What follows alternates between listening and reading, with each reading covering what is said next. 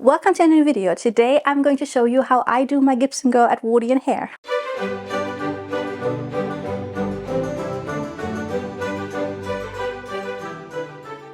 So this is what we're starting out with, my hair being all wrapped up overnight in a heatless curling method. It's very similar to the bathrobe technique, but I'm using tights for it. So I know I look silly in the morning, but I've been doing this for years and it just works really well for me. Just in case you're wondering how this works. So normally I use some bits from the front and wrap them this way, and some bits from the back and wrap them that way. So they wrap around, and then I push everything up to make sure it's nice and tight.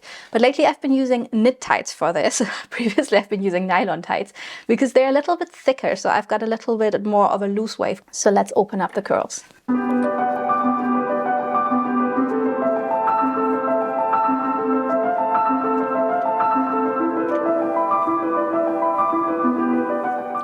So that's the curls just open up, and now I'm going to go in with some very cheap hairspray because I've got different hairsprays for different purposes, but this one just goes all over just to keep everything in place a little bit. I'm also wondering whether I have to move this camera because the background is very dark, and I remember from my last hair video that I did in my old flat, you guys were complaining that you can't really see what I'm doing because the background is dark, but then I can't help it. I live in Scotland, it's always dark here.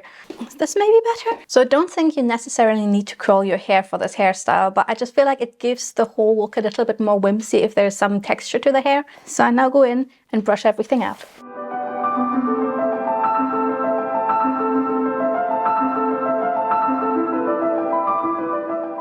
Over the years, I've seen a lot of Gibson Girl hair tutorials that were very simple in the way where people just kind of take their hair, kind of like that, and then almost like twist it.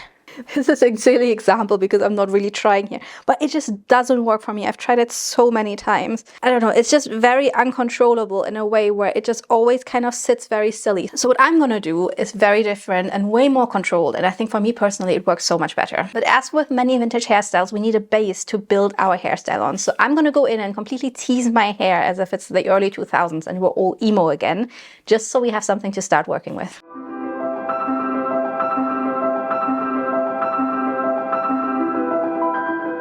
So now the funny thing is, with girls in the vintage scene, you'll realize that very many of us actually have a past in the alternative scene and have been emo at some point.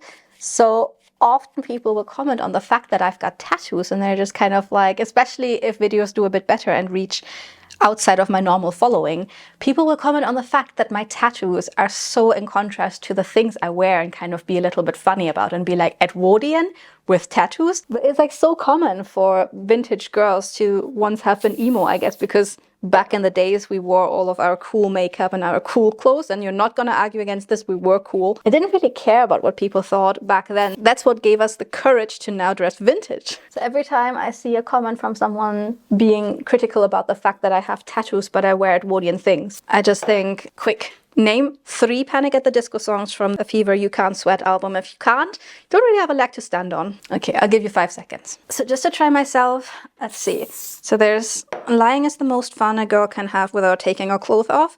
Best song ever. There's But It's Better If You Do, I Write Sins, Not Tragedies, Time to Dance, Camisado, Intermission, I Constantly Thank God for Esteban, There's a Reason These Tables Are Numbered, Honey, and You Just Haven't Thought About It Yet. But yeah, so big Panic at the Disco fan. Okay, great, that's the hair done.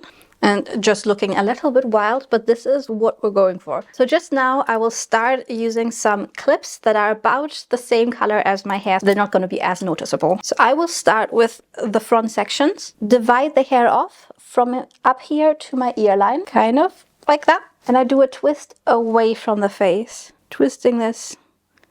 And I'm just going to clip this to the back of my head, just like this. So this is the base I'm starting out with. Now I'm gonna go and take some bobby pins. So don't want this to sit too far to the back. I actually want this to almost push a little bit into my face, but without losing any of the volume. And I do realize that me doing this on my almost black hair currently is maybe not the best thing.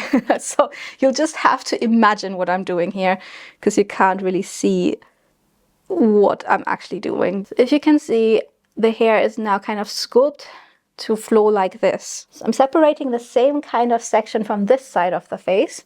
For any of my more normal looks, I would now pull this back like that. But because we're doing an Edwardian updo, I want this to flow over my head and kind of look like all of this is connected. So this time I'm not going to twist it away, but towards my face. And I'll continue twisting as I'm pulling it up.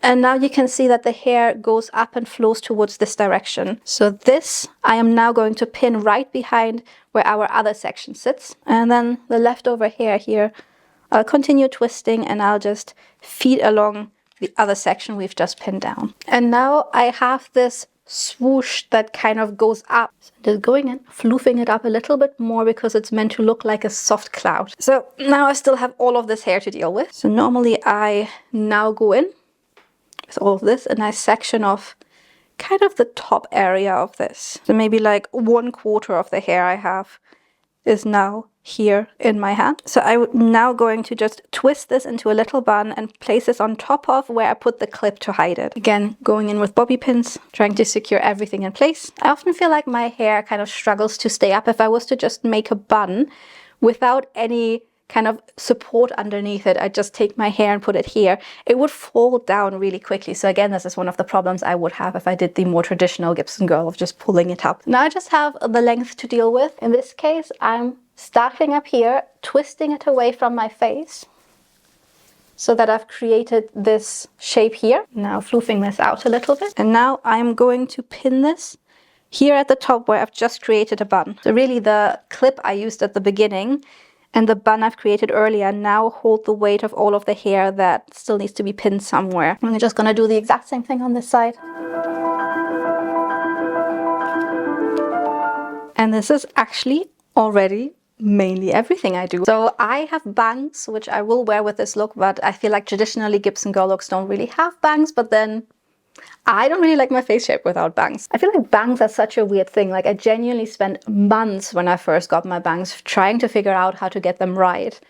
And then at some point you just figure it out and then you stick with it. And I know my mum, for example, hates my bangs. She would always comment on whenever I have my bangs undone and they're just straight. She'll be like, oh, this looks amazing. You look so much better with your bangs like that. But I don't know. I like my bangs like this, so now the good hairspray comes out and I'm gonna fix the bangs. Now one thing I like to do just to make it a little bit more whimsical, I like to try to pull some strands free from my main bit of the hair, kind of like just hang loose around the face. But this is tricky because you could potentially pull out something that shouldn't have been pulled out and ruin the entire hairstyle. So it's always a bit of a gamble.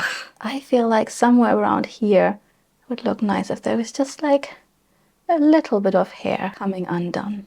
Maybe here, this one looks like it wants to be free. So let's take a look in slightly brighter light.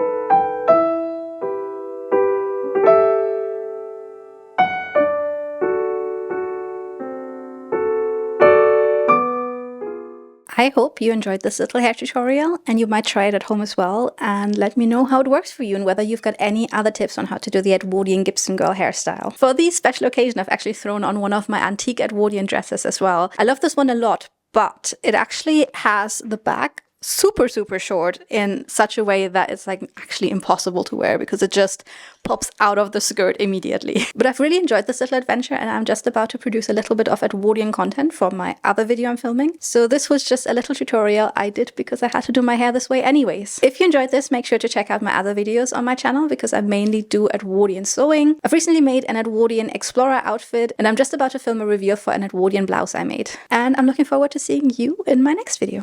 Bye bye.